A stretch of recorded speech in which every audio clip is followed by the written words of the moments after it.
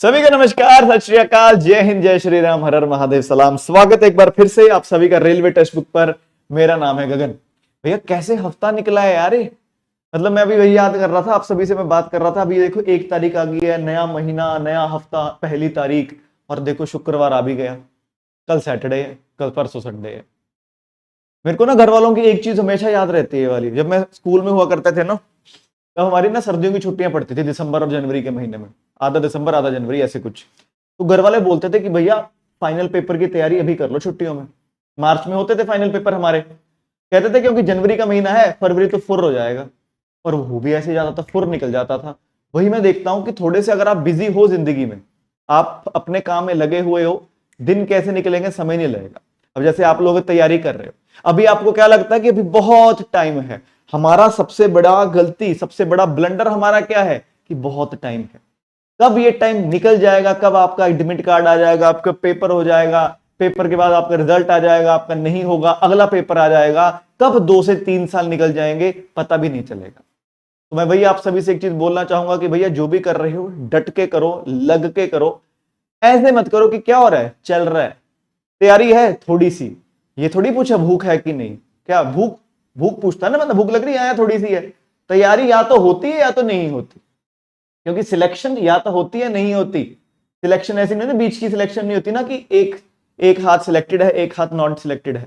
होती है नहीं होती, वो है। तो बस सीरियस हो जाओ अगर हो सको, बढ़िया। ठीक है, चलिए। तो आज है 5 जून। आज 5 जून को है दोस्तों एनवायरमेंट डे। बहुत बड़े लेवल पर दोस्तों एनवायरमेंट डे मनाया जाता है। तभी पहला पहला स्लाइड में आपके लिए दोस्तों एनवायरमेंट डे कर लेकर आया हूं। एक सजेशन चाहिए आप सभी से। मैं सोच रहा हूं कि हर क्लास से पहले आपको एक डे करवा दूं, या फिर महीना खत्म होने के बाद एक वीडियो बना दूं जिसके अंदर सभी के सभी डेज, डेट्स और थीम्स हो। आप बताओ कैसे करना है। कि सर डेली डेली आप करवा दो, कि सर जैसे आप करंट अफेयर करवा रहे हो हर क्लास में उस दिन का जो भी डे, डेट और थीम होगा वो करवा दो। या फिर आप चाहते हो कि क्लास सर क्यों स्टार्टिंग के आपने 5-7 मिनट खराब करने, आप ऐसा कीजिए महीना खत्म होने के बाद एक वीडियो में आधे घंटे में वो सभी करवा देना। वो आप बताना मेरे को, जो बड़े बड़े दिन होंगे वो तो मैं आपको करवा दूंगा। अब जैसे आज है एनवायरमेंट डे, पर्यावरण दिवस। ये किसके लिए, कोई गेस करना चाहेगा कि भैया पर्यावरण को बचाओ, क्लाइमेट चेंज कितना हो रहा है, गर्मी कितनी ज्यादा पड़ रही है, सर्दियां तो गायब ही हो चुकी हैं। 40-40, 50-50 डिग्री टच कर रहा है टेम्परेचर। एसी भी फेल हो जा रहे हैं, है ना। एसी से याद आया, एसी भी फेल हो जा रहे हैं तो उसके लिए है आज का दिन। इसे यूनाइटेड नेशन एनवायरनमेंट प्रोग्राम करके दोस्तों, एक यूनाइटेड नेशंस की बॉडी है, पर्यावरण के ऊपर ही काम करती है वो इसे सेलिब्रेट करती है। तो इसके 2-3 चीजें। पहला सवाल तो यही हो गया कि भैया वर्ल्ड एनवायरनमेंट डे कब मनाया जाता है। 5 जून को मनाया जाता है हर साल। आगे इस साल कहां मनाया जा रहा है, अजरबैजान की राजधानी बाकू में। तो विश्व पर्यावरण दिवस 5 जून को मनाया जाता है, जिसमें अजरबैजान गणराज्य आधिकारिक तौर पर बाकू, बाकू क्या है, इसकी कैपिटल है दोस्तों बाकू, बाकू में वैश्विक स्मरणोत्सव की मेजबानी करता है। यार कुछ ज्यादा ही भारी वर्ड लिख देते हैं हिंदी में ना, स्मरणोत्सव। तो दोस्तों अजरबैजान की जो राजधानी है बाकू, वहां पर इस साल का वर्ल्ड एनवायरनमेंट डे मनाया जाएगा। इतनी सी बात लिखनी थी, लेकिन क्या लिखा है इन्होंने, स्मरणोत्सव। आई गॉड। तो इस कार्यक्रम का नेतृत्व कौन कर रहा है, मैंने क्या बोला आपको, संयुक्त राष्ट्र पर्यावरण कार्यक्रम, यानी कि यूएन एनवायरनमेंट प्रोग्राम, यूएनईपी जिसे कहते हैं। ध्यान रखिएगा इसका हेडक्वार्टर कहां पड़ता है, इसका हेडक्वार्टर पड़ता है नायरोबी में। नायरोबी कहां पड़ता है, नायरोबी पड़ता है बेटा कीनिया के अंदर। इस चीज का रखेंगे हम ध्यान। तो आज का डेट यही था। शुरू करते हैं दोस्तों। अच्छा बहुत इंपॉर्टेंट चीज तो भूल ही गया मैं, थीम। अब बच्चों में ना सबसे ज्यादा कंफ्यूजन ये होती है कि सर थीम नहीं याद होती, क्या करें। बात भी सही है। अब ऐसा तो है नहीं महीने का एक ही डेट होता है, कम से कम 20 डेट होते हैं, और 20 डेट की 20 थीमें। 6 महीने की कितनी थीमें होंगी, 26 और 120। मतलब अब मैं दिन भी याद रखूं, मैं डेट भी याद रखूं, और मैं थीम भी याद रखूं, यानी कि 3 चीजें पर महीने। 20 × 6, ये कितना हो गया, 6 2 12, 12 3 36, 360 सवाल हो गए। अरे बाप रे। तो मैं एक बच्चों की चीज बोलता हूं, थीम रहने दो। क्यों, क्योंकि बेटा 100 में से 95 बार थीम नहीं पूछी जाती। आप पेपर उठा के चेक कर लो, कोई भी एसएससी, बैंक, रेलवे, इंश्योरेंस, जिस पेपर की तैयारी कर रहे हो, ज्यादातर सिर्फ यही पूछा जाता है कि डेट कौन सा है। हाँ कोई बड़ा दिन है उसकी थीम हम रटते हैं, जैसे इसकी थीम मैं बोलूंगा, इसकी याद करो। अभी दोस्तों 3 जून को था साइकिल दिवस, उसकी थीम थोड़ी याद रखनी है। उससे पहले तो पोटैटो दिवस, उसकी थीम थोड़ी याद रखनी है। गोट डे, उसकी थीम थोड़ी याद रखनी। तो मेरी सलाह यही है कि भैया आप सिर्फ डे डेट याद रखो, अगर थीम नहीं होती याद, और कोई जो इंपॉर्टेंट होगी उनकी थीम कर लेंगे। जैसे इसकी थीम क्या है, inspired by nature for climate for our future, कुदरत से प्रेरित पर्यावरण के लिए, हमारे भविष्य के लिए। ये अंग्रेजी में ही याद रखनी। तो शुरू करेंगे दोस्तों क्लास को। उससे पहले दोस्तों टेलीग्राम आपको पता होना चाहिए, इस टेलीग्राम चैनल पर मिलता है। और जैसे मैंने दोस्तों आप सभी से कल एक सवाल पूछा था, नेशनल फिल्म अवार्ड्स का एक क्वेश्चन था, और मेरे को बड़ी खुशी हुई, काफी सारे बच्चों ने दोस्तों उसका जवाब दिया। मैं हैरान था, कई बच्चों ने लिख दिया रॉकी रानी की प्रेम कहानी की जगह रॉकी राजा की प्रेम कहानी। बट कोई बात नहीं, मुद्दा मेरा एक था कि भैया क्लास आप कमेंट करें, एक बार लाइक जरूर कर दो। देखो अगर क्लास में मजा आ रहा है, रेगुलर आ रहे हो, तो कमेंट जरूर कर दो, लाइक जरूर कर दो, कमेंट भी कर दोगे आप, जवाब आज भी दूंगा होमवर्क में। तो भैया जिन जिन बच्चों ने जवाब दिया उनके साथ जैसा वादा किया गया था, उनके हम एक बार नाम पढ़ेंगे जिन जिन्होंने सही जवाब दिया। बाकी बच्चे आपने अगर नहीं दिया था कल जवाब, आप आगे स्किप कर सकते हो क्लास, यही तो फायदा है इस क्लास का, आगे चली जाएगी क्लास। तो सबसे पहले पुरस्कार दिया, पुरस्कार कह रहा, जवाब दिया केशव ने। तो केशव, बेस्ट फिल्म किसको मिला है? अरे हाँ, best feature film, best film पूछ लिया जाए, बेस्ट फीचर फिल्म पूछ लिया जाए तो 12th फेल नाम की दोस्तों फिल्म थी। इसके डायरेक्टर का नाम क्या था? विधु विनोद चोपड़ा। ठीक है। बेस्ट वैल्यू फिल्म, पर्यावरण की वैल्यू, कुदरत की वैल्यू, नेचुरल वैल्यूज, वैसी वैल्यू, सैम बहादुर। डायरेक्टर का नाम था मेघना गुलजार। और बेस्ट एंटरटेनमेंट फिल्म, रॉकी राजा की प्रेम कहानी नहीं, रॉकी रानी की प्रेम कहानी। डायरेक्टर का नाम था करण जौहर। बेटा डायरेक्टर भी पढ़ो जब भी फिल्म पढ़ रहे हो। तो भैया केशव ने नहीं जवाब दिया, इन्होंने। नो एक्सक्यूज भाई ने भी जवाब दिया है। अरे अरे दादा हटो। हाँ, तो नो एक्सक्यूज भाई ने भी दोस्तों जवाब दिया है, बिल्कुल। उसके बाद चलिए गुंजन का जवाब आया है, इसके अलावा देविका का जवाब आया है, आकाश का जवाब आया है, सादिया ब्लॉग्स का आया है, श्रेष्ठा का आया है, मनु वर्मा का आया है, शीतल ठाकुर का आया है। बहुत बढ़िया शीतल यार, आपने डायरेक्टर्स के नाम भी लिखे हैं। ये थोड़ी सी चीज अपने अंदर ना आदत डालो, थोड़ा खुराफाती बनो। जैसे अगर कभी भी कहीं भी मिलिट्री एक्सरसाइज पढ़ो ना, तो सिर्फ ये ना पढ़ो किसके बीच हुई, कौन सा एडिशन हुआ और कहां हुई, ये भी आपके दिमाग में अपने आप जवाब सवाल आने चाहिए, क्योंकि पेपर में बनते हैं। इसके अलावा लवली कुमारी, क्या बात है, लवली कुमारी ने तो अरे बाप रे, अब तो आज तो पूरा पढ़ लीजिएगा। लो भैया 71वां एडिशन था, बेस्ट फिल्म बता दी, बेस्ट एंटरटेनमेंट फिल्म बता दी और वैल्यूएबल फिल्म बता दी। इट्स एनके है, सोनू सुमन है, बीसी सुमन, दो सुमन इकट्ठे, क्या बात है।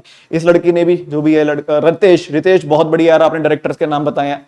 कशिश है, कुमारी रुचि है, सोनू जाटनी है, शिल्पा है, संतना सोनोवाल है, विशाल कटारिया, क्या बात है विशाल, देख रहे हो लड़के को, एब्स हैं। अब पता नहीं एआई है कि क्या है, विशाल बताया कमेंट में। आदित्य है, निशा परवीन है, प्रियंका है, लताशा है, राखी प्रजापति हो जाती हैं, बहुत बेहतरीन। इंडियन गोकू, अरे बाप रे, गजेंद्र बागड़िया है, अर्नब सेन है, इशिता है, बेहतरीन। सोनम है, ऋतु शर्मा है, मोनिका है, थैंक यू भाई, हैप्पी बर्थडे का। भगत सिंह है, आकाश है, नंदना है, दीपिका है, सिमरन है, दीपिका है, उदय है, दीपिका है, अरे दीपिका, सुजू है, प्राजक्ता है, प्रिटी लिल केओस, अरे बाप रे, अमनप्रीत है, शुभम है, अजीत है, हरप्रीत है, जूली कुमारी है, आशीष वर्मा है, क्या है, अच्छा एडिशन अलग से बताए, निशा है, ठीक है, आवाज नहीं आ रही कह रहे, ठीक है, कोमल है, अभी महतो है, कोमल गुज्जर है, हरीश है, थैंक यू कोमल, ठीक है, ठीक है, दीपक है, ठीक है, ठीक है, ठीक है, ठीक है, शरून है, रतन है, बड़ी खुशी हो रही, बहुत बच्चों ने जवाब दिया यार। नेहा हो जाती है, एसएससी चेयरमैन सर, यूट्यूब अक्की है, मुस्कान कश्यप है, अंशु है। तो भैया अब आप लोगों को लग सकता है कि सर ऐसे ही आपने 2-3 मिनट गायब कर दिए, ये गायब नहीं किए, ये उन बच्चों के लिए मोटिवेशन है जो बच्चे तैयारी कर रहे हैं, उन बच्चों के लिए दोस्तों ये चीज है। तो आइए शुरू करते हैं क्लास को फटाफट एमसीक्यू के साथ। पहला सवाल आप सभी के सामने, केंद्र सरकार ने वित्त वर्ष 26-27 की पहली किस्त के रूप में प्रधानमंत्री आवास योजना के तहत कितनी राशि की मदद स्वीकृति प्रदान की? बताइए भैया, पहली जो इस साल दोस्तों हमारा प्रधानमंत्री आवास योजना ग्रामीण होने वाला है, कितना रुपया दोस्तों प्रधानमंत्री मोदी ने दोस्तों 1 साल के लिए भी दिया है? चलिए, तो इस साल के लिए प्रधानमंत्री आवास योजना के तहत दोस्तों 10,021 करोड़ रुपया प्रधानमंत्री जी ने दिया है। तो ये हमने कल पढ़ लिया था, सब पढ़ लिया था हमने, है ना, कि मार्च 2029 तक का दोस्तों टारगेट है। आइए, तो भैया प्रधानमंत्री आवास योजना के तहत मार्च 2029 तक का कितने घरों का टारगेट है कि इतने घर बना देने हैं? याद करो, हमने कल पढ़ा था, इतने घर थे, इतने घर अप्रूव हो चुके हैं, इतने घर बन भी चुके हैं। तो मार्च 2029 तक का दोस्तों टारगेट लेकर चले हैं इस बार। तो कितने घरों को पक्का बना देना है गांव के अंदर? तो भैया 4.95 करोड़ गांव कह रहा हूं घरों को पक्का बना देना है। कितने हैं टोटल? 495। कितने हो चुके हैं? अरे कितने हो चुके हैं? 391। सॉरी, टोटल कितने हैं? 495। कितने अप्रूव हो गए हैं? 391। कितने बन चुके हैं? 3,05,00,000 घर दोस्तों बन चुके हैं। आइए, तो भैया सभी के लिए आवास के लक्ष्य को प्राप्त करने हेतु प्रधानमंत्री आवास योजना ग्रामीण किस वर्ष से शुरू की गई थी? अब ये चीज मैंने आपको कल नहीं करवाई थी, तो मैं जब एमसीक्यू बना रहा था मैंने कहा नहीं, इसका तो एमसीक्यू बनाना बनता है। चलिए, प्रधानमंत्री आवास योजना ग्रामीण दोस्तों ये लॉन्च की गई थी, बताइए फटाफट फटाफट किस साल में लॉन्च की गई थी? गेस करो, कोई बात नहीं, गलत ही होगा ज्यादा से ज्यादा, पेपर में आती है ना गवर्नमेंट स्कीम। तो भैया इसका जवाब हो जाएगा साल 2016 में इस योजना को लॉन्च किया गया था।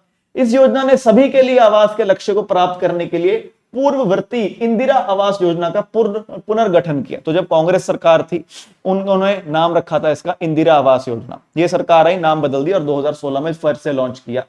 तो मैदानी क्षेत्रों का पैसा कौन देता है? जो तो रेगुलर स्टेट है, मैदान वाली स्टेट्स हैं, जैसे कि पंजाब है, हरियाणा है, जम्मू है, माफ कीजिए, पंजाब है, हरियाणा है, मध्य प्रदेश है, राजस्थान है, गुजरात है, महाराष्ट्र है, इन सभी में 60% हिस्सेदारी सेंटर की होगी और 40% हिस्सेदारी स्टेट सरकार की होगी। अगर नॉर्थ ईस्ट का राज्य है, 7 सिस्टर्स है ना, सिक्किम, मेघालय, अरुणाचल, नागालैंड, मणिपुर, मिजोरम, त्रिपुरा, यहां पर है अगर, तो 90% सेंटर देगा और केवल 10% दोस्तों वो स्टेट देगा। और अगर जम्मू कश्मीर की, यूटी की बात की जाए, यूटी ऑफ जम्मू कश्मीर की बात की जाए, तो भैया अच्छा, जम्मू कश्मीर और हिमाचल प्रदेश भी इसमें इंक्लूडेड है, पहाड़ी इलाके हैं जो। लद्दाख की बात की जाए तो लद्दाख में 100% सेंटर उठाएगा। फिर से एक बार, तो दोस्तों जो मैदानी इलाके हैं, बेसिकली पहाड़ों को और नॉर्थ ईस्ट को छोड़कर जितना भी है, राजस्थान है, हरियाणा है, मध्य प्रदेश है, उत्तर प्रदेश है, बिहार है, झारखंड है, उड़ीसा है, जितनी भी स्टेट्स हैं 60% सेंटर देगा, 40% वो स्टेट देगी। नॉर्थ ईस्ट के राज्य plus Himachal plus Uttarakhand plus Jammu Kashmir, यहां पर 90% सेंटर देगा, 10% वो स्टेट देगा। और अगर लद्दाख की बात की जाए तो 100% दोस्तों सेंटर देगा। तो ये चीजें थोड़ी सी हमने दोस्तों कल की क्लास में नहीं पढ़ी थी, ये थोड़ी सी एक्स्ट्रा हमने करी है, क्योंकि मैं कहा योजना आई है तो योजना भी जब आएगी उसको हम पढ़ेंगे, पेपर में योजना पूछी जाती है। नेक्स्ट, कहते हैं कि एमएसएमई को पूंजी बाजार तक बनाने में मदद करने के लिए बीएसई ने प्रोजेक्ट शिखर दोस्तों किस कंपनी के साथ साझेदारी में लॉन्च की? Very important, Bombay stock exchange ने माइक्रो, स्मॉल और मीडियम एंटरप्राइजेज को बोला कि छोटी, तुमने अचार बेचना शुरू किया, तुम्हारा अचार ऐसा बिक गया कि आज देखो भैया शेयर मार्केट पर पहुंचा हुआ है अचार हमारा, है ना, शेयर मार्केट पर उसका नाम है, आज लोग शेयर खरीद रहे हैं उसके। तो भैया किसके साथ किया ये बीएसई ने? ये किया भैया मीशो के साथ किया। अच्छा, जो बेटा नया है आज क्लास में बता दूं, ये एमसीक्यू जो हम कर रहे हैं, ये पिछले कल हमने जो करंट अफेयर किए थे डिटेल में, उनको पहले एमसीक्यू के रूप में करेंगे, फिर आज के करंट अफेयर हम करेंगे डिटेल में, जिन्हें हम कल एमसीक्यू के रूप में करेंगे। इस तरह पहले दिन क्लास में आप आकर पढ़ोगे मेरे साथ थ्योरी, अगले दिन आप करोगे एमसीक्यू, हफ्ते के अंत में आप करोगे मेरे साथ वीकली रिवीजन, और दोस्तों महीने के अंत में आप करोगे मेरे साथ मंथली रिवीजन। फिर देखना याद कैसे नहीं होता। चलिए चलिए चलिए, चंडीगढ़ विश्वविद्यालय भारत का पहला निजी विश्वविद्यालय बना जिसने इंडिया एआई डेटा लैब की स्थापना की, किस कंपनी के सहयोग से की? तो पहली बार दोस्तों इंडिया में यह company India AI data lab स्थापित करी है, और पहली बार किसी प्राइवेट यूनिवर्सिटी में स्थापित की है, चंडीगढ़ यूनिवर्सिटी में। यहां पर बच्चों को सिखाया जाएगा फ्यूचर स्किल्स की भविष्य में क्या काम आएगा, एआई आएगा, क्वांटम कंप्यूटिंग आएगा, मशीन लैंग्वेज आएगा, बिग डाटा आएगा, कुछ वैसी चीजों में आप उनको महारत हासिल करवाने के लिए, ताकि नौकरी मिलने में आसानी हो। और क्या था एक चीज कि इंडिया का बीटेक वाला और अमेरिका के बीटेक वाले में अंतर ना हो, ऐसा ना हो कि उसको एक्स्ट्रा आता है हमारे वाले को ना आता हो। तो चंडीगढ़ यूनिवर्सिटी ने इसके साथ किया टाई अप दोस्तों, इंटेल के साथ किया। आइए next next next, Khalilur Rahman को संयुक्त राष्ट्र महासभा के किस सत्र का अध्यक्ष चुना गया? वेरी इंपॉर्टेंट, खलीलुर रहमान दोस्तों 2026 में होने वाली यूनाइटेड नेशन जनरल असेंबली की मीटिंग के दोस्तों अध्यक्ष बनने वाले हैं, असेंबली के अध्यक्ष बनने वाले हैं। इस बार कौन सा है? 81वां है। खलीलुर रहमान भैया कहां से हैं? आपको मैं फिर से बोलूंगा, क्लास में आए हो ना तो मुझे सुनो, पीडीएफ चाहिए 7:30-8 बजे के करीब चेक कर लेना टेलीग्राम चैनल, वहां पर पीडीएफ आपको मिल जाएगी, अपने आप पढ़ लेना। मेरे को बच्चे कई बार बोलते हैं कि सर सवाल पढ़ने दिया करो, बेटा भाई को मौका दो, भाई पढ़ाने आया है ना, पीडीएफ तो मिल जाएगी, खबरें देख लो, है ना, नहीं खबरें मत देखो, वहां पर मेलोडी आपको झालमुड़ी वगैरह पढ़ा देंगे। बांग्लादेशी है दोस्तों खलीलुर रहमान साहब, वेरी वेरी वेरी इंपॉर्टेंट। अगला, संयुक्त राष्ट्र महासभा की अध्यक्ष बनने वाली पहली महिला और अब तक की एकमात्र भारतीय कौन थी? बहुत इंपॉर्टेंट क्वेश्चन दोस्तों। साल 1953 में बनी थी, ये 53 में बनी थी। उस वक्त दोस्तों 8वीं यूनाइटेड नेशंस की दोस्तों जनरल असेंबली की बैठक हो रही थी, और ये थी पंडित जवाहरलाल नेहरू जी की सिस्टर, नाम हो जाता है विजय लक्ष्मी पंडित, वेरी इंपॉर्टेंट। नेक्स्ट, 46 में संयुक्त राष्ट्र महासभा के प्रथम अध्यक्ष कौन थे? तो पहली बार 1946 में हुआ, ये भाई साहब थे दोस्तों बेल्जियम से। क्या नाम था भाई साहब का? 5 सेकंड, पॉल हेनरी स्पार्क था दोस्तों भाई साहब का नाम। नेक्स्ट चलिए, और भैया पिछले साल 80वां जो दोस्तों यूनाइटेड नेशन जनरल असेंबली की महासभा हुई थी 2025 में, उसका अध्यक्ष कौन था? वो था जर्मनी से। चलिए भैया कौन था वो? सीधे सीधे सवाल आते हैं वाले। तो वो थी जर्मनी की अन्ना लेना बेरबॉक। कौन थी? एना लेना बेरबॉक, ये थी दोस्तों। नेक्स्ट, पोप लियो 14 द्वारा होली सी के डिकास्ट्री फॉर कम्युनिकेशन की प्रीफेक्ट के रूप में कैसे नियुक्त किया गया? डिकास्ट्री मैंने क्या बोला था? डिपार्टमेंट है। तो पहली बार किसी ले वुमेन को, ले वुमेन यानी कि एक आम औरत को दोस्तों, वेटिकन सिटी के दोस्तों किसी डिपार्टमेंट का अध्यक्ष बनाया गया। बताइए भैया कौन है वो ले वुमेन? वो ले वुमेन है मैक्सिको से। क्या नाम है उस ले वुमेन का? उस ले वुमेन का नाम है मारिया मोंटसेराट अल्वाराडो। मारिया मोंटसेराट अल्वाराडो, ये हमने कर लिया था, है ना। चल लो भैया, अभी खत्म नहीं हुई क्लास, अब आज के करंट अफेयर करने हैं स्टार्ट। तो भैया ये करी हमने जो पिछले कल क्लास में हमने जो थ्योरी की थी, उसकी अभी एमसीक्यू रिवीजन।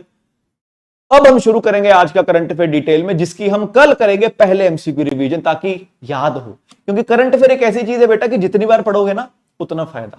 याद नहीं किए जाते, ये रीडिंग करी जाती है, आपके जहन में बैठ जाते हैं। फिर ये आप याद करोगे नहीं, हो जाएंगे, लेकिन कैसे होंगे? बार बार रीडिंग से। तो आइए, और लाइक कर दो भैया अगर क्लास बढ़िया लग रही हो। जो बच्चा रेगुलर आ रहा है, मजा आ रहा हो, रिवीजन हो रही है, आ रही है चीजें, लाइक जरूर कर दो। तो ये करंट अफेयर थोड़ा 2 दिन पुराना हो गया, मैं एक्चुअली स्क्रीनशॉट लेके फोन में रख लेता हूं, वो भूल ही गया मैं करवाना। तो हमने पहले पढ़ा था कि भैया ताइवान ने भारत को पीछे छोड़ा और दुनिया का पांचवा सबसे बड़ा स्टॉक मार्केट बन गया। जहां पर अभी हमने पढ़ा ना, स्टॉक एक्सचेंज की बात की, BSE Bharat stock exchange, Meesho, वहां। तो भैया भारत ना पांचवा हुआ करता था, तो हमें पहले ताइवान ने पीछे छोड़ा, हम बन गए छठे। और 4 दिन बाद ही हमको साउथ कोरिया ने भी पीछे छोड़ दिया, हम आ गए हैं 7वें पर। इस वक्त दोस्तों दुनिया की सबसे बड़ी स्टॉक मार्केट है अमेरिका के पास, 57 ट्रिलियन डॉलर, 57 ट्रिलियन डॉलर की दोस्तों है ये। उसके बाद चाइना आता है, ये मेनलैंड चाइना लिखा हुआ नीचे, ये है भैया China, Japan, Hong Kong, Taiwan, south Korea, और यहां पर है इंडिया। हमारा लगभग 485 ट्रिलियन डॉलर का दोस्तों मार्केट है। तो भैया दक्षिण कोरिया की बढ़त के साथ भारत 7वें सबसे बड़े इक्विटी बाजार में खिसक गया, यानी कि stock market. So sir Bharat बेकार किया? भारत ने बेकार नहीं किया, साउथ कोरिया ने अच्छा कर दिया। इन दोनों का कोई लिंक नहीं है। याद है एक बार निर्मला सीतारमन से पूछा था कि भैया डॉलर महंगा हो रहा है, रुपया गिर रहा है, कह रहे नहीं रुपया नहीं गिर रहा, डॉलर महंगा हो रहा है। नहीं, वो कनेक्टेड है दोनों चीजें। रुपया कब गिरता है? जब रुपया का वर्ल्ड में वर्चस्व कम होता है, जब रुपये की अहमियत, रुपये की औकात कह लो कम होती है, तब रुपया गिरता है। इन दोनों का उनका लिंक है, यहां लिंक नहीं है कोई। साउथ कोरिया की मार्केट बड़ी हुई है तो साउथ कोरिया ताकतवर हो गया। इंडिया जैसा चल रहा है वैसा ही था। तो इंस्टाग्राम पर वैसे ही पागल मत होना लोग, क्योंकि बेवकूफ बहुत बनाते हैं आजकल। तो आइए, तो भैया दक्षिण कोरिया का एक्सचेंज बढ़कर 5.01 ट्रिलियन डॉलर हो गया। यह भारत के नेशनल स्टॉक एक्सचेंज में सूचीबद्ध कंपनियों के 485 ट्रिलियन डॉलर के बाजार पूंजीकरण को पार कर गया। तो जैसे आप देख सकते हैं, ओ सॉरी मैं 57 कह गया क्या? 75 ट्रिलियन डॉलर, अरे बाप रे बाप।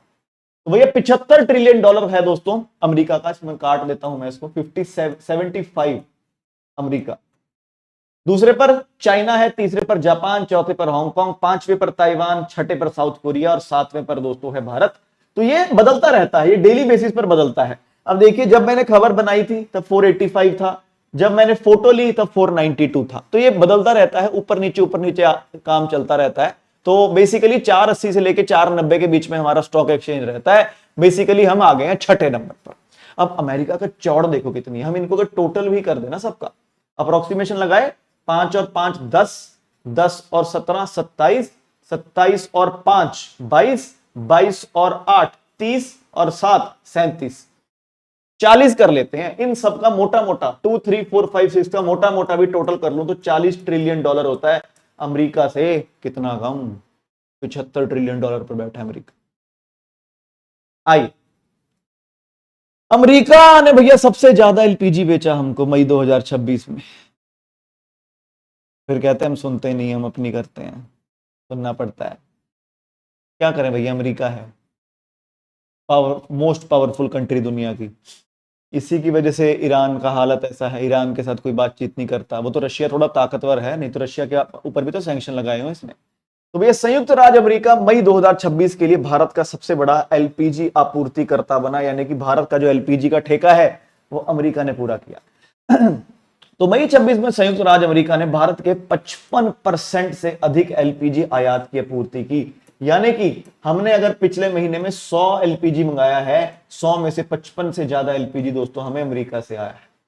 तो भैया मई 26 में भारत में अमेरिकी शिपमेंट बढ़कर 6,66,000 टन हो गया। अभी आपको अगली में टेबल दिखाऊंगा कितने से बढ़कर कितना हुआ। तो 28 फरवरी के आसपास पश्चिम एशिया में तनाव बढ़ने से पहले खाड़ी क्षेत्र में भारत की एलपीजी खपत का लगभग 60%, बेसिकली ये जो यूएई है, कुवैत है, सऊदी अरेबिया है, इन सभी से हम एलपीजी मंगाते थे फरवरी से पहले। लेकिन आपको पता है फिर अमेरिका ने क्या किया, इजराइल ने क्या किया, करे जा रहा है। तो भैया तब हम 60% मंगाते थे और 90% तो हमारा इंपोर्ट ही होता था। सिंपल सी चीज है भैया, 60% तो हम सिर्फ उस एरिया से मंगाते थे और अपने 100 एलपीजी का 90 हम बाहर से मंगाते हैं। कितना हमें बहुत नीड पड़ती है, हमको एलपीजी की बहुत ज्यादा नीड पड़ती है। तो भैया ये देखिए फरवरी की बात लगा लें तो फरवरी में हम अमेरिका से लेते थे करीब करीब 290, ठीक है। और अब हम कितना ले लिया देखियो, 36% का इंक्रीज, 39% का इंक्रीज अप्रैल और मई में हो गया डबल से ऊपर काम। 666 लाख, 6,66,000 है ना, 6,66,000 टन। तो भैया ये है अमेरिका। वही बात है, इंस्टाग्राम पर इन्फ्लुएंसर आपको कुछ भी बोले, सच्चाई आपको भैया डेटा बता देता है, अगर आपको डेटा पढ़ना आता है। ये है डेटा। अब लेकिन हम क्या बोले कि नहीं अमेरिका की बात नहीं सुननी थी, नहीं बेटा भैया, चौड़ अपनी जगह, अपनी जनता अपनी जगह। अगर नहीं हो लेते हम, क्या होता फिर? देखा ना अभी एलपीजी का रेट क्या हो गया था, 4,000। अभी भी शायद महंगा ही है। जो ब्लैक में सिलेंडर ले रहे हैं लोग, जो बेचारे छोटू सिलेंडर लेते हैं, जो किलो किलो भरवाते हैं, हाँ 150 रुपए से 300 400 रुपए किलो चलेगी गैस। कैसे चलेगी वो? क्योंकि बाहर से कम आ रही थी गैस। अब क्या करते हैं, नहीं भाई अमेरिका से नहीं लेंगे हम, क्या कहां से लेंगे? रशिया से लेंगे। रशिया से ले रहे हैं हम, ऐसी बात नहीं, रशिया से हम ले रहे हैं, लेकिन वो भी अमेरिका ने हमको अलाउ किया था। वही है यार, अपने नागरिकों को सोचना पड़ता है। इट्स लाइक आप लड़ाई कर रहे हो, आप मन है आपका लड़ाई करने का, लेकिन आप अपने परिवार को देख रहे हो कि यार क्या करें। तो हर जगह सरकार भी गलत नहीं होती और हर जगह सरकार सही भी नहीं होती। बस आपको अपने आंख कान दिमाग खोल के सोचना चाहिए कि क्या चल रहा है दुनिया में, ठीक है। आइए, और बढ़िया लग रही हो क्लास तो लाइक भी करते रहो यार।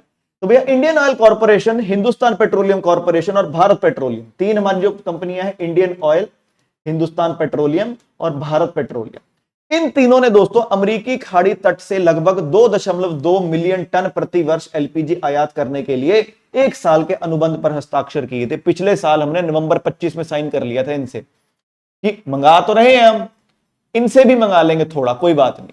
हमने 1 साल में बोला था 2.2 मिलियन लेके आएंगे, 2.2 1 साल में बोला था हमने, और लगभग लगभग 25% हम दोस्तों 1 महीने में ही ले चुके हैं। करो बात। ये क्यों हुआ? पता है तुमको क्यों हुआ? क्या है ये, क्यों है ये, हाँ मगर जो भी है अच्छा नहीं लगता है। तो भारत ने 7 साल के अंतराल के बाद मार्च 26 में ईरान से एलपीजी आयात फिर से शुरू किया। ईरान ने मई 26 में 1,45,000 टन की आपूर्ति की, जिससे वह उस महीने के लिए भारत का दूसरा सबसे बड़ा एलपीजी आपूर्तिकर्ता बना। आप बोलोगे यस, अमेरिका ने अलाउ कर दिया था कि यार ले लो, ऐसा करो तुम, क्योंकि स्ट्रेट ऑफ हॉर्मुज अगर बंद हो गया था तो भैया अंदर कितने सारे देश फंस गए थे। अरे एक बड़ा प्यारा क्वेश्चन है, कोशिश करना जवाब देने की। अभी एक्साइज इंस्पेक्टर का पेपर हुआ पंजाब में, तो उसमें सवाल आया था, उसमें था कि जो चबाहर पोर्ट है ईरान का, वो कौन सी वाटर बॉडी को टच करता है? 4 ऑप्शन दूंगा आपको, पढ़ना है ना। वो पर्शियन गल्फ को टच करता है। कहां पर बना हुआ है? बेसिकली जैसे कि हमारा जो मुंबई है, मुंबई पोर्ट है, जवाहरलाल नेहरू पोर्ट है, वो अरेबियन सी को टच करता है। तो ये गल्फ ऑफ ओमान को टच करता है, पर्शियन गल्फ को टच करता है, ये गल्फ ऑफ एडन को टच करता है, या फिर ये रेड सी को टच करता है? कोशिश करो जवाब देने की। बाकी मैं आपको पढ़ाता हूं आज भैया क्या है स्ट्रेट ऑफ हॉर्मुज। तो ये है ईरान, ठीक है, यहां पर ऐसे करके ये है इंडिया, ये है अरेबियन सी, AS लिख दिया मैंने। और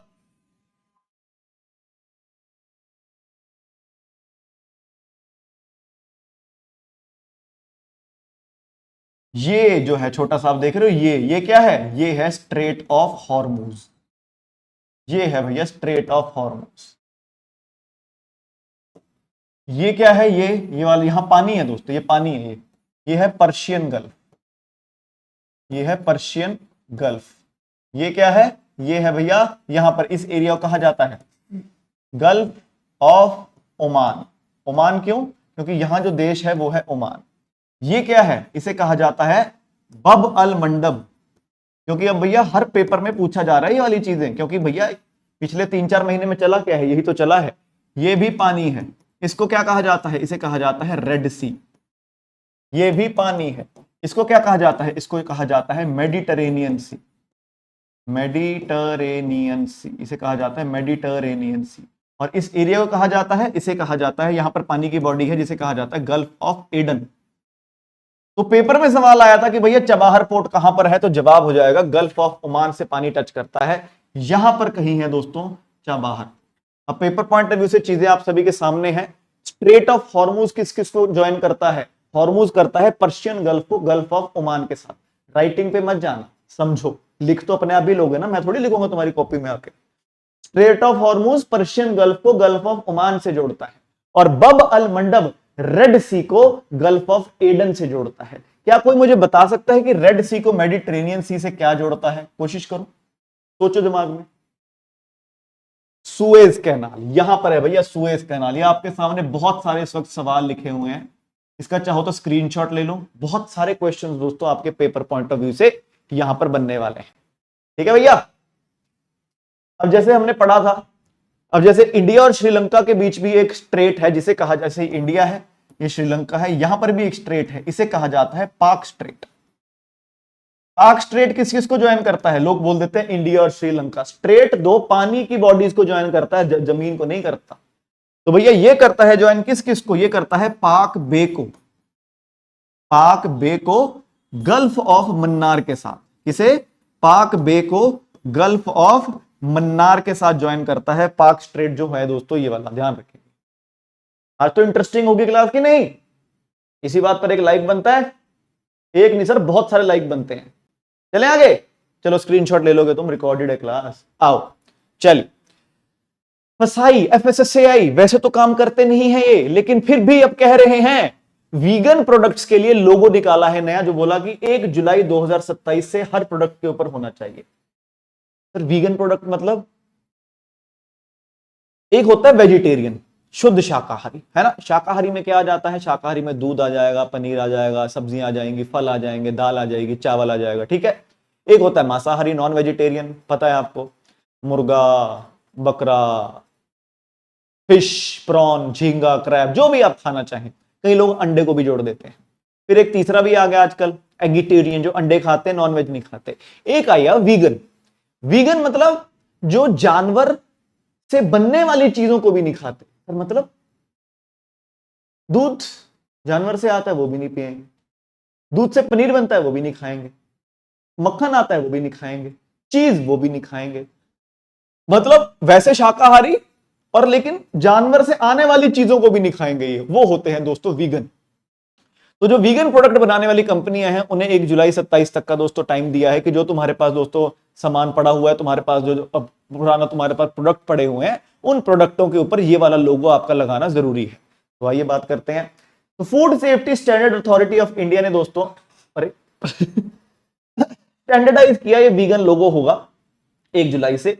बोला कि क्या है ये वी है, वी कैसे दिखाया हुआ कि वी है, इसके बीच में देखिए एक पौधा है छोटा सा और नीचे वीगन लिखा हुआ है, ये है दोस्तों वीगन का लोगो। तो ऐसा सा लिखा आया करेगा ये प्रोडक्ट के ऊपर, ऐसा सा कि आपको ऐसा छापना है, जैसे होता नहीं वो ऐसे करके ये वेजिटेरियन ग्रीन कलर का, ऐसे ही लाल कलर का नॉन वेजिटेरियन, वैसे ही अब कह रहे इसका भी बनाना पड़ेगा। फसाई की बात करें, food safety standard authority of India, दोस्तों इनकी फुल फॉर्म हो जाती है।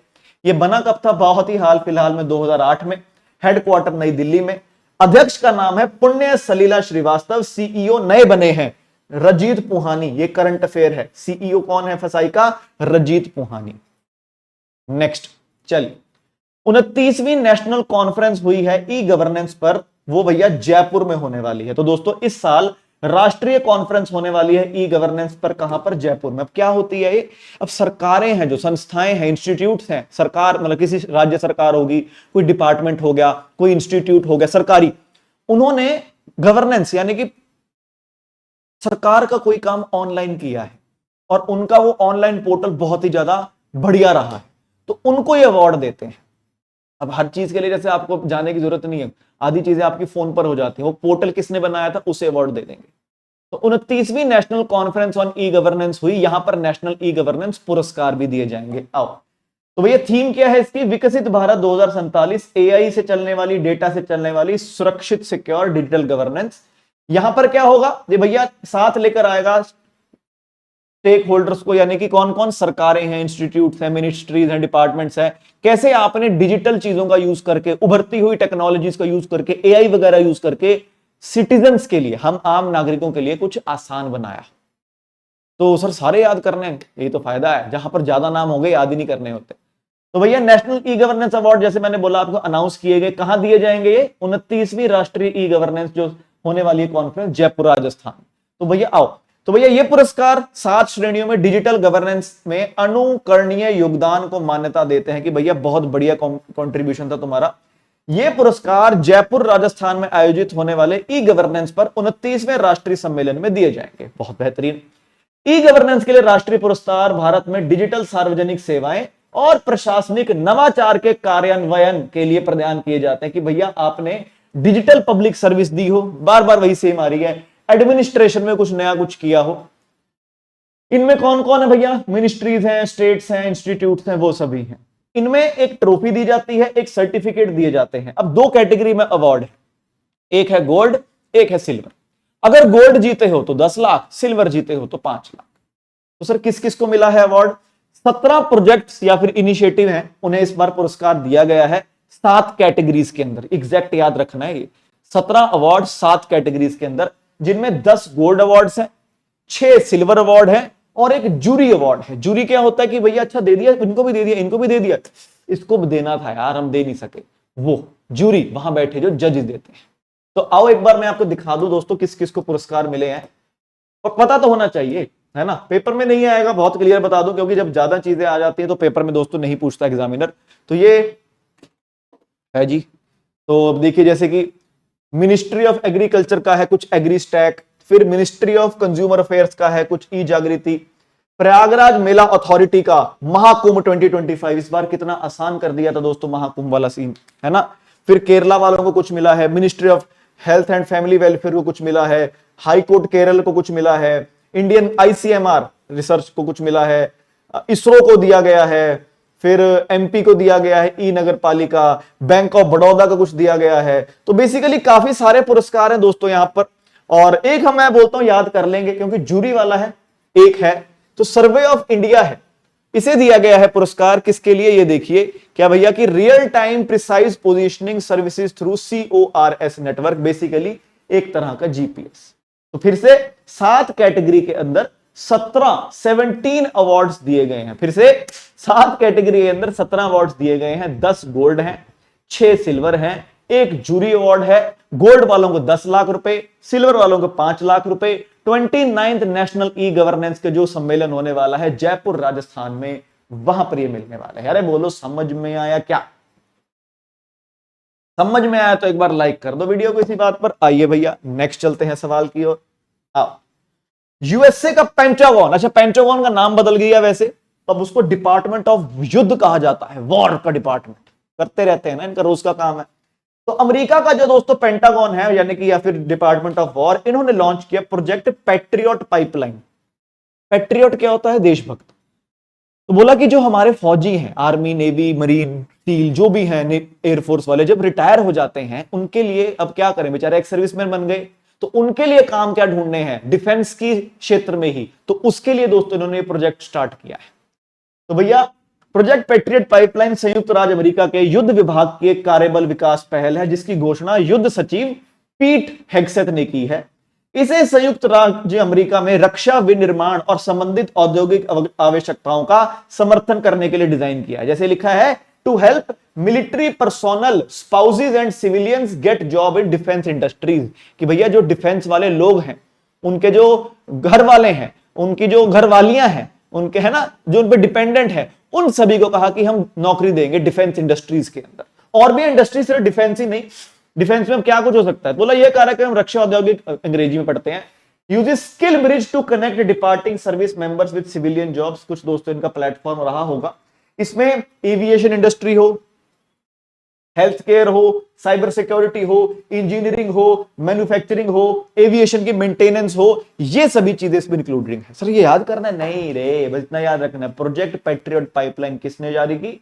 यूएसए ने। किन के लिए की? जो इनके जो फौजी रिटायर हो रहे हैं, कि उनको हम नौकरियां दिलवा दें। डिफेंस में तो नहीं दिलवा सकते, फौजी तो फिर से नहीं बना सकते, लेकिन फौजियों को ट्रक की जरूरत है, ट्रक कहां बनते हैं वो। फौजियों को हथियारों की जरूरत है, हथियार कहां बनते हैं वो। फौजियों को साइबर सिक्योरिटी की जरूरत है, वो कहां। फौजी बीमार हो गया, हेल्थ केयर, उन चीजों में। डन डील है। चलिए नेक्स्ट चलते हैं इसी बात पे। अच्छा, अब ये सवाल आपको नहीं पता होगा, सभी को पता है कि इनके राष्ट्रपति हैं डोनाल्ड ट्रंप। दिल पर हाथ रखो अपने, किस किस को पता है ये कौन से नंबर के राष्ट्रपति हैं? अगर आपको पता है तो बताओ इनका उपराष्ट्रपति कौन है? जेडी वांस, ये लिखा हुआ है। जेडी वांस कौन से नंबर का उपराष्ट्रपति है? अब पेपर में ना ऐसा लॉलीपॉप, ऐसा चूरन, ऐसा सा हलवा सवाल आ जाता है और हम लोग बोलते हैं कि यार काश पढ़ा होता, है ना। मैं पढ़ाऊंगा यार, तुम बस लाइक कर दो वीडियो को। तो भैया डोनाल्ड ट्रंप हैं अमेरिका के 47वें राष्ट्रपति और जेडी वांस हैं अमेरिका के 50वें उपराष्ट्रपति। अच्छा, बड़ा इंटरेस्टिंग और सवाल बनता है, जो जेडी वांस है ना, उनकी घरवाली है उषा, वो इंडियन ओरिजिन है। तो एक सवाल आता है, अब जैसे ये है फर्स्ट मैन, इसकी पत्नी होगी फर्स्ट लेडी। इसकी पत्नी का नाम क्या है? डोनाल्ड की पत्नी का नाम क्या है? डोनाल्ड डक की पत्नी का नाम क्या है? Melania Trump. ठीक है, डोनाल्ड ट्रंप की पत्नी का नाम है मिलानिया ट्रंप। जेडी वांस सेकंड पर्सन ऑफ अमेरिका होता है, इसकी पत्नी का नाम है उषा वांस। तो उषा पहली सेकंड लेडी है अमेरिका की, जो कि इंडियन ओरिजिन की है। समझ रहे हो? पहली सेकंड लेडी ऑफ यूएसए जो कि भारतीय मूल की है। सेकंड लेडी क्यों है? क्योंकि उपराष्ट्रपति की, जो कि उपराष्ट्रपति दूसरा सिटीजन होता है, उसकी पत्नी है। तो ये बात बड़ा इंटरेस्टिंग से ध्यान रखें भैया, याद कर लो। ऐसे ना चूरन सवाल आते हैं पेपर में, फिर अपने ना सर पे थप्पड़ मारने का मन करता है, अपने क्लास में बैठे बैठे मुक्का मारने का मन करता है कि यार ये क्या ब्लंडर कर दिया हमने। चलिए नेक्स्ट, फोटूला टनल प्रोजेक्ट दोस्तों 1196 करोड़ का अप्रूव हो चुका है लद्दाख के अंदर भैया। तो भैया एक तो सवाल आपका वैसे स्टैटिक जीके का होगा कि फोटूला पास कहां पर है। ये फोटूला क्या होता है? तू खींच मेरी फोटो नहीं है भैया, ये फोटूला, जोजीला, शिवकीला पास जो होते हैं उनको ऐसे ही कहा जाता है। तो फोटूला पास कहां है? लद्दाख के अंदर है। वहां पर अब दोस्तों सुरंग बनाई जाएगी, क्योंकि होता क्या था, बर्फ पड़ गई, सड़क खत्म। अब वहां पर सुरंग बनाएंगे ताकि बर्फ भी पड़ जाए, सड़क की आवाजाही ना रुके। और सिर्फ टूरिज्म के लिए पॉइंट ऑफ व्यू से नहीं, ये जगह दोस्तों हमारी सुरक्षा के पॉइंट ऑफ व्यू से भी है, भारतीय आर्मी के लिए भी। आइए, तो भैया फोटूला दर्रा लगभग 4108 मीटर की ऊंचाई पर स्थित है और उरी श्रीनगर लेह राजमार्ग गलियारे पर उच्चतम बिंदु है, यानी कि जो उरी श्रीनगर लेह हाईवे है वहां का हाईएस्ट पॉइंट। अब इसमें 2.65 किलोमीटर का दोस्तों एक सड़क बनने वाला है, जिसमें से ऐसी टनल बनेगी 1.96 किलोमीटर की। तो 2.65 किलोमीटर यानी कि 2 किलोमीटर 650 मीटर की टोटल सड़क बनने वाली है, जिसमें से सुरंग होगी 1 किलोमीटर और 960 मीटर की। कहां पर? फोटूला में। और उसको दोस्तों अप्रूव कर दिया है अब सेंटर सरकार ने। 1196 करोड़ रुपए का दोस्तों ये प्रोजेक्ट है। और मोस्ट प्रोबेबली ये प्रोजेक्ट कौन बनाएगा? ब्रो वाले बनाएंगे। ब्रो क्या है sir? Border road organisation. Most probably दोस्तों ये बनाएंगे बॉर्डर रोड ऑर्गेनाइजेशन। नेक्स्ट, अमेरिकी यूनिकॉर्न में, अब यूनिकॉर्न पहले समझो क्या होता है। यूनिकॉर्न कंपनी बेटा कौन सी होती है? जिसकी मार्केट वैल्यू आज की डेट में $1 बिलियन की हो, यानी कि अब 97 रुपए हो गया शायद, तो 9700 करोड़ रुपए की जिसकी कीमत हो, यानी कि कोई कंपनी मान लो आज बिकने जा रही है और 9700 करोड़ में बिकेगी, उसे कहा जाएगा यूनिकॉर्न। और वो शेयर मार्केट पे नहीं होनी चाहिए। जैसे टेक्स्ट बुक, ऐसी इतनी महंगी तो नहीं है मतलब टेक्स्ट बुक, बट हाँ इंशाल्लाह, है ना, वॉइस प्लेड वेल। तो 9700 करोड़ की अगर कंपनी हो जाती है टेक्स्ट बुक और हम शेयर मार्केट पर नहीं है, तो हमें एक यूनिकॉर्न कंपनी कहा जाएगा। ठीक है, तो अमेरिका में बहुत सारी यूनिकॉर्न कंपनियां होंगी, इंडिया में बहुत सारी यूनिकॉर्न कंपनियां हैं। तो अमेरिका की यूनिकॉर्न कंपनियों में सबसे ज्यादा यूनिकॉर्न कंपनियां भारतीय मूल के लोगों की हैं। मतलब उन्होंने एक डेटा निकाला कि अमेरिका में अमेरिकी लोग तो निकालते हैं कंपनियां, लेकिन इमिग्रेंट्स हैं जो, जैसे कि वहां पर इंडिया से कोई आया, ऑस्ट्रेलिया से कोई आया, इजराइल से आया, इंग्लैंड से कोई आया, तो बोला जो ये इमिग्रेंट आए हैं हमारे पास, इन्होंने कंपनियां खोली हैं, तो सबसे ज्यादा भारतीय मूल वाले थे। तो वही है डेटा। सॉरी गाइस, तो अमेरिकी यूनिकॉर्न के संस्थापक में भारतीय मूल के लोग सबसे आगे। तो भैया 3 जून तक 96 ऐसी कंपनियां हैं जिसे भारत संयुक्त राज्य अमेरिका के अरबों डॉलर के स्टार्टअप के अप्रवासी संस्थापकों के लिए मूल देश का अग्रणी देश है। यानी कि इमिग्रेंट मतलब कि कहीं से आप किसी देश में जाओ। अब अगर आप यहां से अमेरिका जाओगे, आप इमिग्रेंट हो जाओगे अमेरिका वालों के लिए। आप यहां से अमेरिका गए, इंडिया वालों के लिए आप माइग्रेंट हो जाओगे। अंग्रेजी भी करवा दी आपको मैंने। तो बोला कि 96 कंपनियां अगर बाहर वाले लोगों ने खोली हैं, तो सबसे ज्यादा 96 कंपनियां इंडियंस ने खोली हैं। इन्होंने बताया कि अमेरिका की कुल कंपनियों में से, अमेरिका में बोला कि 775 कंपनियां टोटल हैं यूनिकॉर्न इस वक्त, यानी कि 775 कंपनियां हैं $1 बिलियन की कीमत वाली। सोचो उसमें से 455 कंपनियां ना इमिग्रेंट्स ने खोली हैं। मतलब अमेरिका चलिए यार बाहर वाले लोगों के ऊपर रहा है, बिल्कुल सही बात है यार। गूगल का सीईओ देख लीजिए सुंदर पिचई, यूट्यूब का सीईओ देख लीजिए नील मोहन, IBM का देख लीजिए सत्या नडेला, ट्विटर का पुराना सीईओ पराग अग्रवाल जिसने वहां पर पैरेलल वेब सिस्टम नाम की कंपनी खोल दी है, परप्लेक्सिटी AI है उसका सीईओ, उसका फाउंडर इंडियन। तो बहुत इंडियंस। तो बोला कि बाहर वाले जो लोग अमेरिका में आए उनमें सबसे ज्यादा किन्होंने यूनिकॉर्न बनाए हैं, इंडिया वालों ने 96। टोटल बाहर वाले लोगों की कितने यूनिकॉर्न है, तो 775 में से 455, यानी कि 59% जो कंपनियां हैं अमेरिका में जो यूनिकॉर्न है, वो 59% बाहर के लोगों ने आकर बनाई है। इंडिया के बाद दूसरे नंबर पर आते हैं इजराइल मूल के लोग 60 कंपनियां, तीसरे पर आता है यूनाइटेड किंगडम मूल के लोग दोस्तों 47 कंपनियां। सोचो यार, यूके का आदमी भी अमेरिका जाके दोस्तों कंपनी खोलता है। आज आपको एक नई चीज सिखाऊंगा जो आपने शायद कभी नहीं पढ़ी होगी, कहीं भी आपने करंट अफेयर पढ़े हो, मेरी गारंटी है। तो यूनिकॉर्न क्या होता है? जिस कंपनी की मार्केट वैल्यू $1 बिलियन है ना। क्या पता है आपको उससे नीचे वाला भी कुछ होता है? ये देखिए, जिस कंपनी की वैल्यू $1 बिलियन के करीब हो, मान लो 0.8 बिलियन हो, 0.9 बिलियन हो, उसे कहा जाता है सूनिकॉर्न। जिसकी मार्केट वैल्यू $1 मिलियन से ऊपर हो, $1 मिलियन से ऊपर हो, $1 मिलियन 900 नहीं, 1 मिलियन कितना होता है? 10 लाख, और डॉलर लगा लीजिए आप, यानी कि 97 करोड़ की कंपनी अगर कोई 97 करोड़ की कंपनी है, 100 करोड़ लगा लेते मोटा मोटा, कोई कंपनी अगर 100 करोड़ की है उसे क्या कहा जाएगा? Mini corn. कोई कंपनी $1 बिलियन के, करोड़ों में लिख देता हूं आपके लिए आसान हो जाएगा, है ना। ये रहा 97 करोड़ प्लस, ये है 9700 करोड़ के पास, ये है यूनिकॉर्न, ये है 9700 करोड़ की कंपनी। अब कोई कंपनी $10 बिलियन की बन जाती है, यानी कि 97,000 करोड़ की कोई कंपनी बन जाती है, उसे कहा जाता है डेकाकॉर्न। और कोई कंपनी $100 बिलियन की बन जाती है, उसे कहा जाता है हेक्टोकॉर्न। तो ये चीजों को ध्यान रखेंगे, मिनीकॉर्न, सूनिकॉर्न, यूनिकॉर्न, डेकाकॉर्न और हेक्टाकॉर्न। मैं पक्का, मेरे को पता है आप लोगों ने इसको नहीं पढ़ा होगा, है ना। तो इस बात पे तो एक लाइक बनता है, देखो, है ना, बनता है ना, एक लाइक बनता है, बोल दिया ना, लाइक बनता है। चलिए, नासा ने दोस्तों मेवन मार्स मिशन को खत्म कर दिया आफ्टर लॉस ऑफ कॉन्टैक्ट। तो दोस्तों इन्होंने एक मिशन भेजा था मार्स पे, जैसे हम भेजते हैं चंद्रयान 1 2 3, ये भी बेचारे छोटा मोटा काम करते रहते हैं। नासा है एक, जैसे हमारी इसरो है ना, वैसे अमेरिका वालों की एक नासा करके है, नासा, नासा क्या बोलते हैं, नासा, एनीवे। एक साल के लिए भेजा था इन्होंने वैसे इसको, लेकिन भैया इतना बढ़िया चल गया, 10 साल चल गए और अब कॉन्टैक्ट खत्म हो गया। इन्होंने बोला कि ठीक है भैया, इसने तो रिटर्न ऑन इन्वेस्टमेंट ही बहुत दे दिया, खर्चा किया था 10 का, कमाई होगी 100 की। तो मेवन नाम का मिशन था दोस्तों, मार्स पे भेजा था दोस्तों, मंगल ग्रह पर। उससे अब कॉन्टैक्ट टूट चुका है नासा का। तो मेवन का फुल फॉर्म क्या था? Mars atmosphere and volatile evolution, यानी कि मार्स का वातावरण पढ़ने गया था, मार्स कैसे बना था वो पढ़ने गया था। तो नासा ने बताया कि हमारा जो मेवन मिशन है खत्म हो गया है, उससे हमारा कॉन्टैक्ट टूट गया है।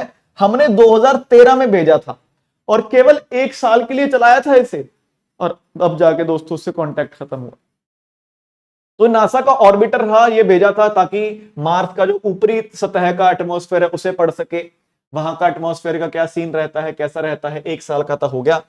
मेवन ने यह पढ़ा कैसे सूरज और उसकी सोलर एक्टिविटी, सूरज की सोलर एक्टिविटी क्या है जो हम सभी भुगत रहे हैं, जो इतनी गर्मी पड़ रही है, लू चलती है, कुछ कुछ चलता रहता है, वो है सूरज की एक्टिविटी। वो मार्स पे भी तो होती होगी।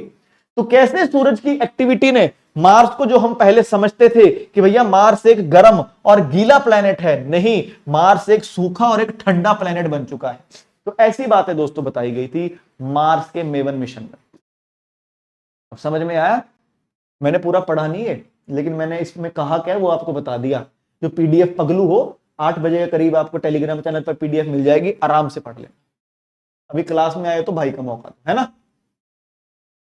चलिए, और नासा की full form national aeronautics and space administration, स्थापना 1958 में। इसरो की स्थापना हुई थी दोस्तों 1959 में।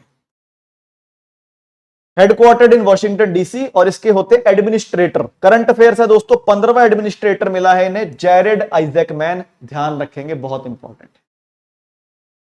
नेक्स्ट, चलिए, भेल, भारत हैवी इलेक्ट्रॉनिक्स लिमिटेड नाम की दोस्तों एक सरकारी कंपनी है।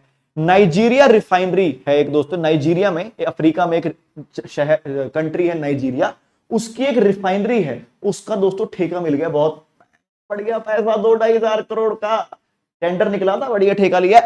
तो भैया भेल ने 2 से 2.5 करोड़ रुपए का इंटरनेशनल कॉन्ट्रैक्ट लिया है। किससे? डंगोटे, डंगोटे पेट्रोलियम रिफाइनरी है नाइजीरिया में, उससे। करना क्या है?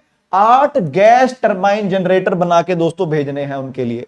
काहे के लिए? वहां पर जो डंगोटे वाले हैं ये रिफाइनरी में लगाएंगे, और कुछ पॉलीप्रोपाइलीन का प्लांट होगा, वहां पर इनको यूज करने हैं 8 गैस टरबाइन। तो नाइजीरिया की ये डंगोटे रिफाइनरी है, इसको 8 गैस टरबाइन बनाकर देगा BHEL वाले, और 26 महीने में बनाकर देने हैं। बहुत बढ़िया। तो भारत हेवी इलेक्ट्रॉनिक्स लिमिटेड ने डंगोटे पेट्रोलियम रिफाइनरी और पेट्रोकेमिकल के साथ टाई अप किया है। बोला कि 2 से 2.5 करोड़ लगेंगे और 8 टरबाइन बनाकर देने हैं। That is it. ज्यादा सोचने का ही नहीं, ज्यादा पढ़ने का ही नहीं, बस पेपर में इतना ही आएगा। किसने किया टाई अप? भेल ने किया। किसके साथ किया? डंगोटे के साथ किया। कहां है डंगोटा? नाइजीरिया में। कितने टरबाइन है? 8 है। भेल के बारे में बातचीत 1964 में बना, नई दिल्ली हेडक्वार्टर, और के सदाशिव मूर्ति हो जाते हैं इसके चेयरमैन MD। अच्छा, CMD मतलब चेयरमैन और मैनेजिंग डायरेक्टर दोनों एक ही आदमी। नेक्स्ट चलते हैं। लद्दाख को मिला दोस्तों भारत का पहला आदर्श बॉर्डर विलेज, यानी कि मॉडल बॉर्डर विलेज। तो दोस्तों भारतीय सरकार ने 2023 में एक प्रोग्राम चलाया था, स्कीम चलाई थी, वाइब्रेंट विलेज प्रोग्राम। तो दोस्तों ये जो बॉर्डर एरियाज है ना, यहां के लोग ना बॉर्डर छोड़ के आ रहे थे कि यार वहां पर नौकरियां हैं नहीं, क्या नौकरी करोगे? कितने लोग हैं इसमें शहर में, इस गांव में कितने लोग हैं? 100 लोग हैं इस गांव में। 100 लोगों में क्या धंधा करोगे आप? है ना, क्या धंधा कर लोगे आप 100 लोगों में? तो सरकार ने सोचा कि यार लोग ना आए ना वहां से, क्योंकि अब होता क्या है, जैसे जैसे खाली होता जाएगा गांव, हमारा एक तो पड़ोसी भी बदतमीज है ना, दोनों पड़ोसी बदतमीज हैं। गाली नहीं दे सकता यहाँ पर, फैमिली वाले लोग बैठे हैं, लेकिन गाली दे रहा हूं मैं मन में। पाकिस्तान भी, चाइना भी, नेपाल भी बदतमीजी करने की कोशिश करता रहता है। तो चलो उसको हम एक बड़ा सा मोमोज का ऑर्डर दे देते, फिर मान जाता है वो। अभी पता कितनी बदतमीजी वाली बात बोली उसके प्रधानमंत्री ने। कहते ऐसा नहीं है इंडिया ने हमारे एरिया पर राज किया हुआ है, हमने भी किया हुआ है। लिपू लेक पास हमारा है, काला पानी एरिया है दोस्तों, जगह है दोस्तों उत्तराखंड में, हमारी है वो। मेरे को बड़ा अजीब लगता है। मैं यार ये पिद्दू से, जिनको हमने अलाउ किया हुआ है कि तुम आओ इंडिया में काम कर लो, तुम चढ़ रहे हो हमारे ऊपर, बताइए। एनीवे, तो सरकार ने क्या किया? वाइब्रेंट विलेज प्रोग्राम शुरू किया कि जो बॉर्डर वाले गांव हैं इनको हम ना अच्छे गांव बनाएंगे, टूरिज्म के लायक बनाएंगे, प्रमोट करेंगे, ताकि लोग भी जाए वहां पर, सैर सपाटा जाए, सैलानी जाए, और वहां के लोगों की इनकम हो, वो खाली ना हो। तो भैया लद्दाख के उपराज्यपाल विनय कुमार सक्सेना ने पूर्वी लद्दाख के चांगथांग क्षेत्र में समुद्र तल से 16,700 फीट की ऊंचाई पर स्थित चूमुर में परियोजना का दोस्तों आधारशिला दिया। ये रहे दोस्तों लेफ्टिनेंट गवर्नर साहब, कुल्हाड़ी मार रहे हैं। कुल्हाड़ी नहीं, क्या होता है वो? फावड़ा। वाइब्रेंट विलेज प्रोग्राम के तहत चुमूर को लद्दाख के पहले मॉडर्न विलेज के रूप में विकसित किया जाएगा, जिसका उद्देश्य उच्च ऊंचाई वाले सीमांत क्षेत्रों में, बॉर्डर विलेजेस में आत्मनिर्भर, जलवायु लचीला, पर्यटन सक्षम और आर्थिक रूप से जीवंत सीमावर्ती गांव बनाना है। यानी कि अपने आप चलने वाला, मौसम की टेंशन नहीं होगी, टूरिज्म हमको तुमको देंगे लाके, बढ़िया पैसा कमाने वाला गांव तुमको हम बनाकर दे देंगे। कब शुरू किया था? 2023 में। ये डेटा है, ये vibrant village programme 1, vibrant village programme 2, 2023-2025। 23 में 662 गांव पूरे किए थे इन्होंने 5 राज्यों में या फिर यूनियन टेरिटरीज में। फेज 2 में 1954 गांव का टारगेट है, 102 जिलों में, 17 स्टेट्स या यूटीज में। तो देखिए, वाइब्रेंट विलेज प्रोग्राम का फेज 1 सरकार ने 2023 में लॉन्च किया था और उसका फेज 2 दोस्तों 2025 में किया था।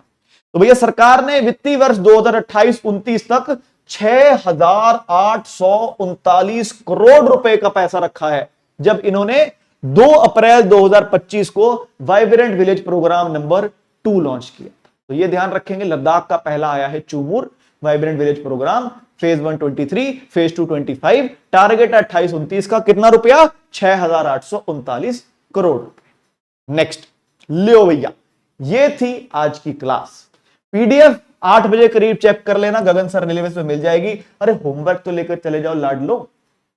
आज का होमवर्क मैं दोस्तों बहुत ही इंटरेस्टिंग आपको देने वाला हूं, आपको मजा आ जाएगा करके। आप बोलोगे क्या सर लॉलीपॉप्स, लेकिन मैं गारंटी देता हूं फिर भी आप में से बहुत सारे बच्चों को वो लिखकर चेक करना पड़ेगा।